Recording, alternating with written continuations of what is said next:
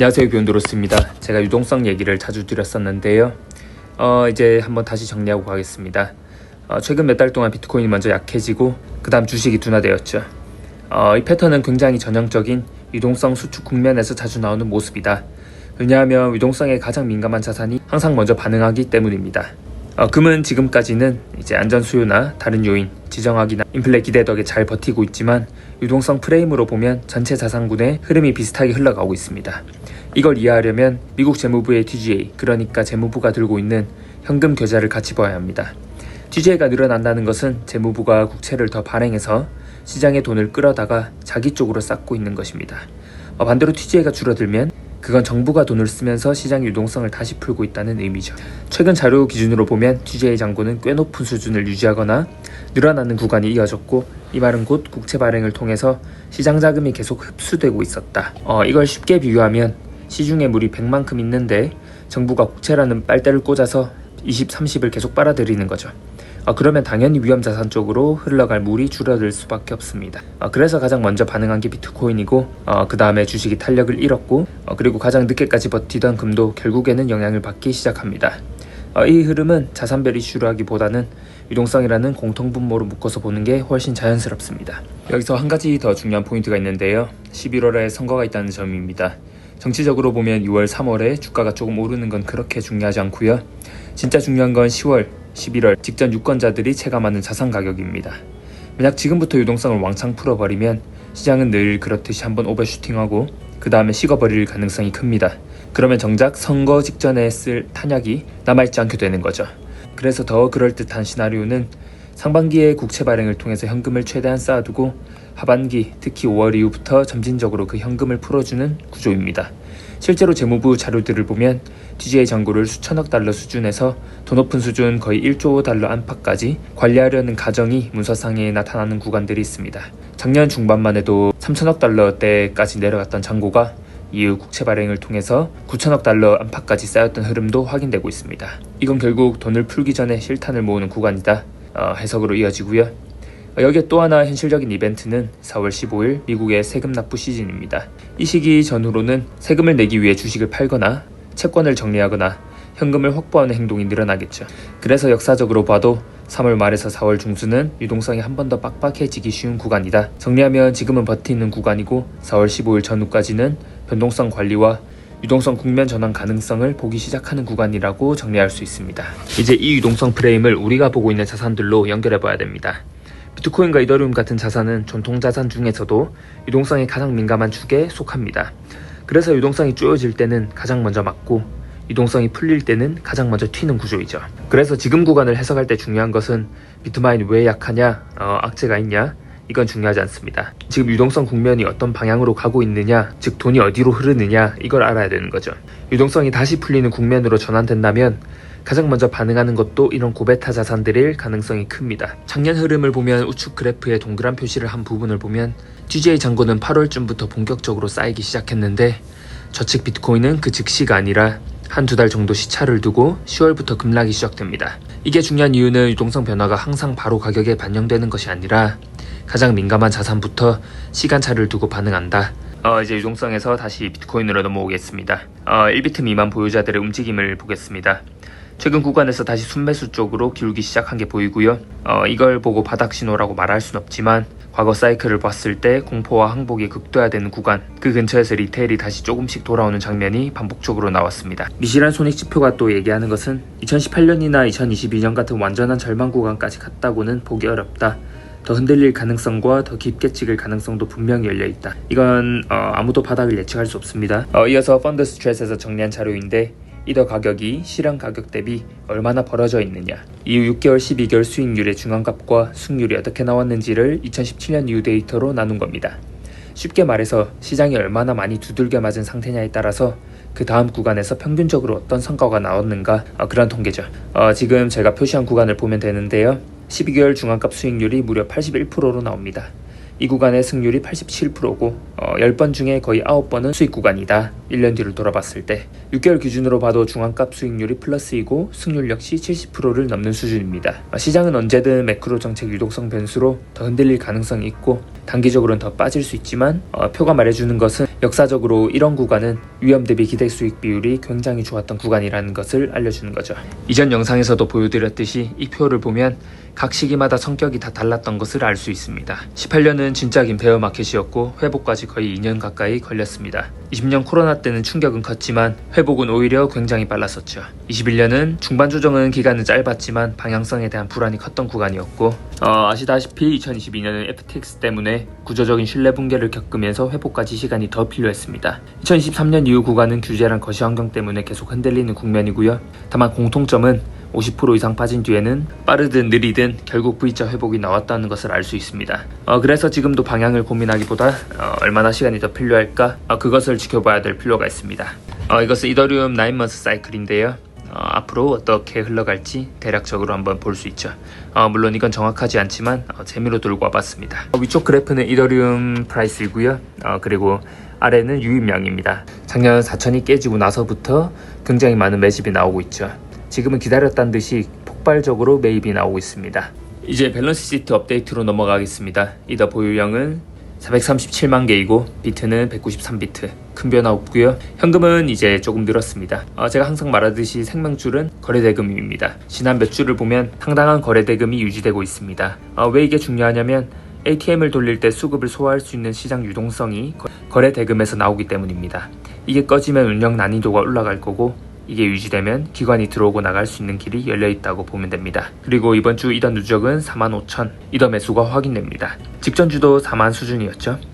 저는 이 숫자를 무작정이 아니라 전략적으로 분할 매수하고 있다고 보고 있습니다. 오히려 저는 이더가 2,000달러 언저리 1,900, 2,000에서 더 공격적으로 사는 그림이 더 낫다고 봅니다. 반대로 여기서 중요한 관찰 포인트는 만약 어느 주에 매수량이 10만 이더 같은 숫자가 갑자기 튄다면 그건 회사 내부에서 바닥 확신이 강해졌다는 시그널일 수 있습니다. 특히 이쪽은 톰 디마크 같은 타이밍 툴을 참고한다는 얘기도 나오기 때문에 저는 더더욱 매수 속도 변화가 의미 있다고 봅니다. 참고로 45,000 이더는 달러로 환산하면 대략 100밀리언 달러 내외 규모라서 그냥 샀다 수준이 아니고 확실히 체급 있는 매수입니다. MSTR 말고 매주 1억 달러 단위로 디지털 자산을 꾸준히 사는 케이스는 흔치 않죠. 앞서 이더 매집 그래프를 한번 보여드렸었는데요. 비트마인도 비슷한 모습을 보이고 있습니다. 이더 가격은 떨어지는데 몇 년 만에 가장 강한 수준의 매집이 들어오고 있다. 차트를 보면 과거 사이클에서도 이렇게 가격은 눌려있는데 유입 물량이 급증하는 구간은 흔하지 않았습니다. 이제 기관 쪽 얘기로 넘어가겠습니다. 이제 이번에 공개된 13회표를 보면 이미 1월에 한번 언급했지만 작년 4분기 말 그러니까 비트마인 주가가 대략 30달러에서 50달러 사이에서 흔들리면서 리테일이 점점 빠져나오던 구간에서 기관들은 오히려 포지션을 계속해서 늘리고 있죠. 구체적으로 보면 아크는 26% 증액해서 약 2억 5,600만 달러이고 모건 스탠리는 25% 증액해서 약 3억 3,100만 달러, 블랙록은 무려 165% 증가시켜서 2억 4,500만 달러 수준까지 올렸습니다.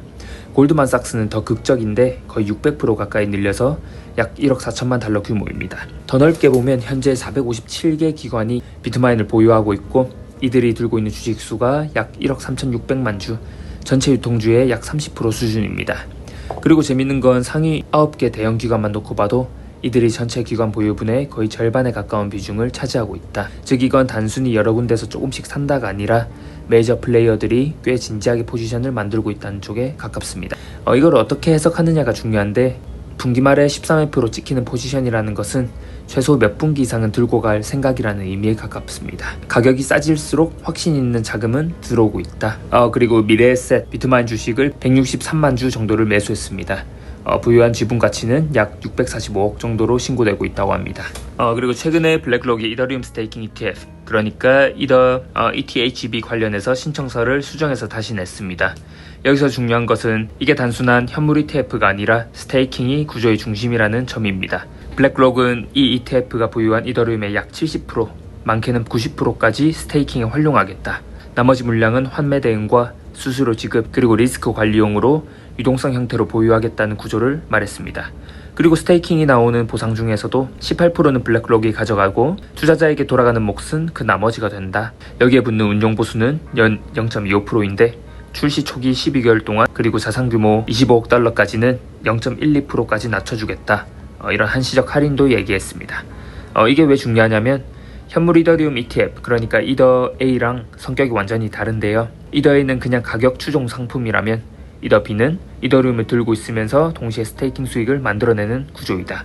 즉 이더리움을 보유하는 자산에서 현금 흐름을 만드는 자산으로 포장해서 기관에게 공급하겠다는 목적이죠. 만약 이 구조가 그대로 굴러간다면 ETF로 자금이 들어올수록 시장에서 실제로 유통되는 이더리움 물량은 줄어들 가능성이 커지고 동시에 스테이킹으로 묶이는 물량은 늘어나는 구조가 됩니다. 물론 실제 운용 비율이나 규제 당국의 최종 승인 조건은 계속 확인해야 되겠죠. 하지만 방향성 자체는 분명합니다. 기관 자금이 수익형 이더 구조로 들어오는 길을 블랙록이 본격적으로 열고 있다. 이 정도로 정리할 수 있겠습니다.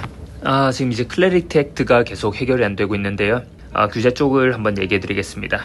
최근 리플 CEO 브래드 갈링하우스는 클래리티 액트가 4월까지 통과될 확률이 80%이다. 코인베이스 CEO 브라이언 암스트롱도 상원이 매일 시장구조 법안을 진전시키기 위해서 일하고 있고 타협이 된다면 몇 달 안에 대통령 책상까지 갈 수 있다고 말했습니다. 이 두 발언을 같이 놓고 보면 적어도 업계 최전선에 있는 사람들 입장에서는 이번 사이클에서 규제 프레임이 정리될 가능성을 꽤 높게 보고 있구나 라고 보시면 됩니다. 여기서 중요한 포인트는 지금 미국 쪽 흐름을 보면 SEC, CFTC, 의회, 행정부 라인이 이전 사이클과는 비교가 안 될 정도로 정리해야 된다는 쪽으로 모여 있습니다. 특히 시장구조 법안은 단순히 비트코인이나 이더리움 하나를 규제하는 것이 아니라 거래소와 발행, 커스터디, 스테이블코인, 토큰 분류 기준까지 전반적인 틀을 잡는 법이기 때문에 통과되면 시장구조 자체가 바뀌는 거죠. 그래서 사실 좀 디테일한 부분이 많기 때문에 시간이 많이 걸리기도 합니다. 지금 이거 한마디로 정리하면 주도권 싸움인데요. 이 새로운 금융구조에서 누가 주도권을 쥐느냐, 그 싸움을 코인베이스가 대표로 하고 있습니다. 실제로 현장에서 사업하는 은행들을 보면 이미 크립토를 기회로 보고 있는 상황이고요. 대형 은행들은 이미 인프라 쪽에 발 담그고 있고 수탁, 토큰화 이런 거 다 준비하고 있죠. 지금 코인베이스도 은행 5군데랑 인프라 협업을 맺고 있다고 알고 있고요. 그러니까 은행이 크립토를 다 싫어한다, 이건 현실이랑 좀 거리가 있습니다.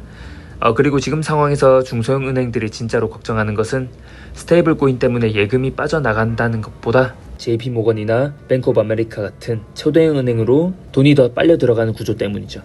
이건 이미 몇 년 전부터 계속 겪고 있는 문제이긴 한데요. 근데 여기서 또 은행도 이익단체가 있으니까 로비 조직들, 여기서는 기본적으로 프레임은 새 기술이 나오면은 기존 산업은 손해본다는 프레임을 계속 말하고 있습니다. 그래서 지금 시대 흐름을 막는 쪽에 더 가까운 포지션을 잡고 있는 거죠. 사실 이 흐름은 이미 되돌리기 어렵습니다. 근데 이걸 제로섬 게임으로 보니까 스테이블 코인 보상과 그러니까 이자나 리워드 주는 구조는 법으로 막아야 한다, 이렇게 반발하는 겁니다. 이게 왜 이렇게 예민하냐면 은행 입장에서 보면 이건 그냥 한 상품의 문제가 아니라 예금 기반 비즈니스 모델 자체가 구조적으로 흔들릴 수 있는 문제이기 때문입니다. 사람들이 이제 은행 예금 말고 온체인 달러 들고 있으면서 보상받으면 되는데 왜 은행 예금 하냐, 이렇게 생각하기 시작한다면 게임이 달라지는 거겠죠. 그래서 지금 시장구조 법안이 막혀있는 것은 크립토를 허용하냐 마냐 이런 문제가 아니라 새로운 구조에서 누가 돈을 벌고 누가 주도권을 줄 거냐, 이런 이해관계가 부딪히고 있기 때문입니다. 이제 마지막입니다. AI 에이전트들이 실제로 경제활동을 하는 시대가 열리고 있다. 최근에 화제가 됐던 오픈소스 AI 에이전트 사례를 보면 이게 더 이상 질문에 답해주는 도구가 아니고 로컬에서 실제 작업을 하고 의사결정을 내리고 행동까지 실행합니다. 그리고 중요한 포인트는 이게 클라우드가 아니라 로컬에서 돌아간다는 점이 꽤 큰 거죠. 그럼 이런 에이전트들이 앞으로 뭘 하게 될까요? 단순 자동화를 넘어서 리서치, 트레이딩, 계약 실행, 심지어 다른 에이전트한테 일 맡기고 관리하는 역할까지 할 가능성이 큽니다. 근데 여기서 바로 나오는 문제가 있죠. 신뢰입니다. 이 에이전트가 진짜 일을 했는지, 결과를 조작하지 않았는지, 보상은 어떻게 지급할 건지, 그리고 평판은 어떻게 쌓을 건지, 이걸 중앙 서버 하나에 맡기는 순간 우리는 다시 중앙화 리스크로 돌아가게 되겠죠. 여기서 이더리움이 끼어드는데요. 이더리움 쪽에서는 이 문제를 꽤 진지하게 보고 있고 그 결과물 중 하나가 ERC8004 같은 표준입니다.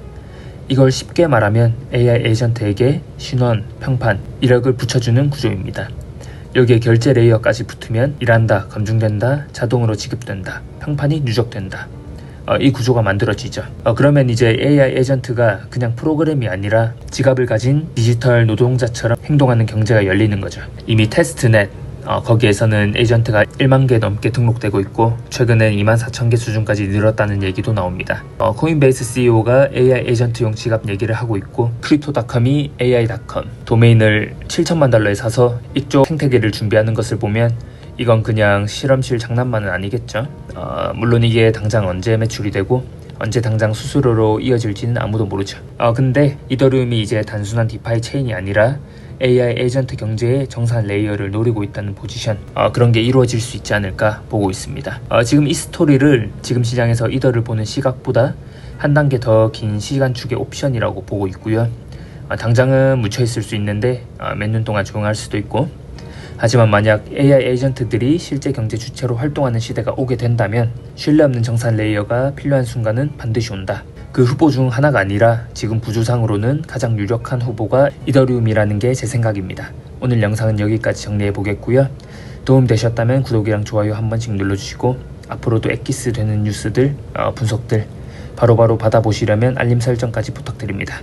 댓글로 의견 주시면 다음 영상에 반영하겠습니다. 좋은 하루 되세요. 감사합니다.